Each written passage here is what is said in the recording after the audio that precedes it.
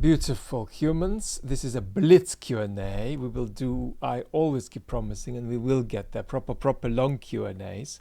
But we're starting with a blitz today, and also with a note about how beautiful we are as a community. On the main channel today, we reached 5 million views in 20 videos, which is a testament to how special everybody in this community is. Our first question is, were the civilian bombings across Ukraine a response to the bridge attack? Well,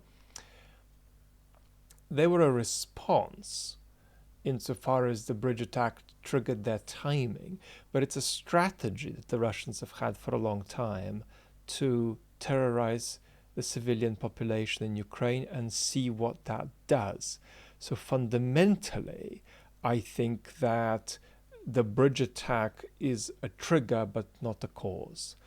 This is something that the Russians have been systematically talking about doing and planning, and they're going to continue to do it as nearly their main strategy going forward. The problem is that they might have a lack of military resources to sustain it beyond a certain point, but that's certainly what they would like to do. So no, that strategy of terrorizing the civilian population is there irrespectively of what Ukraine does.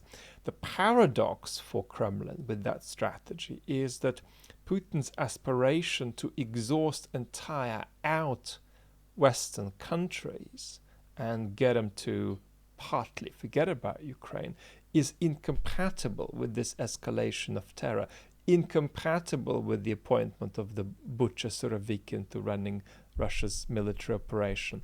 So this incoherence, as well as the strangeness of wasting weapons on civilian rather than military targets, is in part a product of the extent to which Russia is still not fundamentally a totalitarian society, but an extremist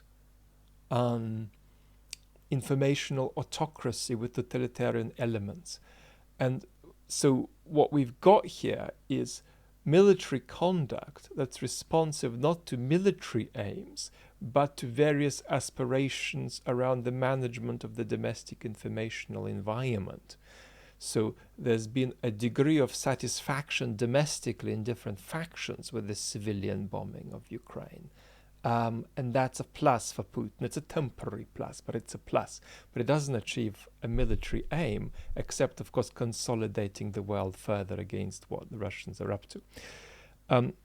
If it doesn't advance military aims, what aims does this intimidation advance? Well, I think that's the question we've just answered.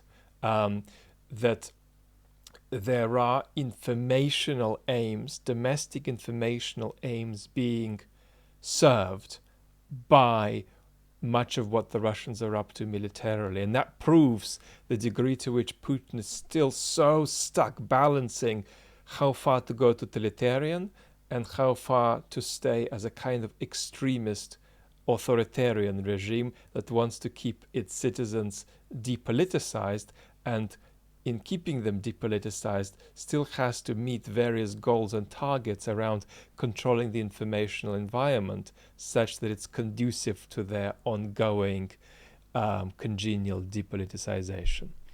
You say we should not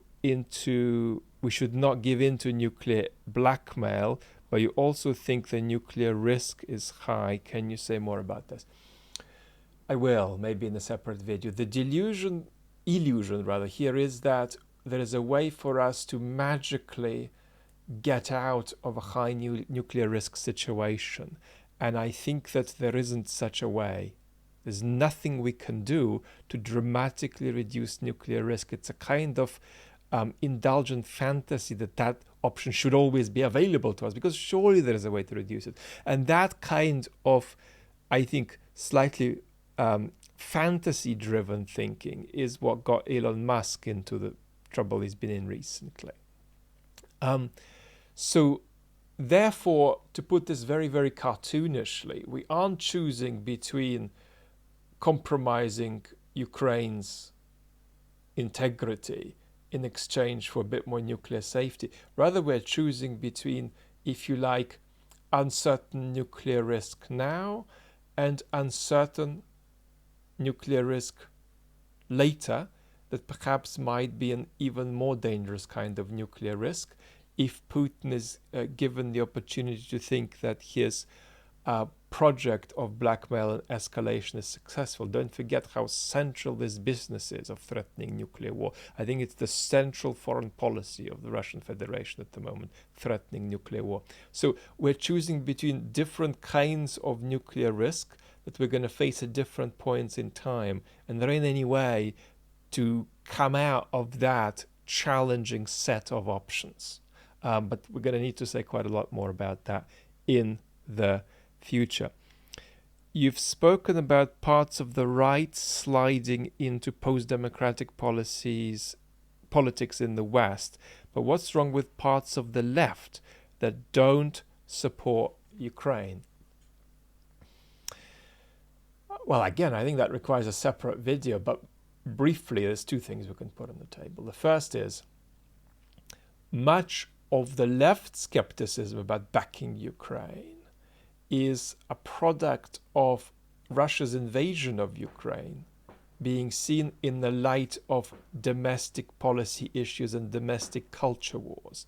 So what often happens is that various hats are put on Ukraine and Russia that aren't realistic, that aren't to do with a proper understanding of both countries and what's transpired. And therefore, a lot of these views that are Russia soft are basically narcissistic. They're typically a product of very often domestic American policy disputes that then sort of format this conflict into the already preset shape of debates in which people have been engaged for many, many years. So that's one thing to say. Second thing to say is kind of a practical thing to say. If you're on the left in the United States, find people on the left in the Baltics, in Poland and Ukraine, see what they think. And that might wake you up a little bit. Is Liz Truss, the UK Prime Minister, bad for the war? I'm not going to answer that question directly, but it's been asked many times. So let me just give you a framework, which is very important. If you screw up your country's economy, you screw up your country's capacity to be in solidarity with itself.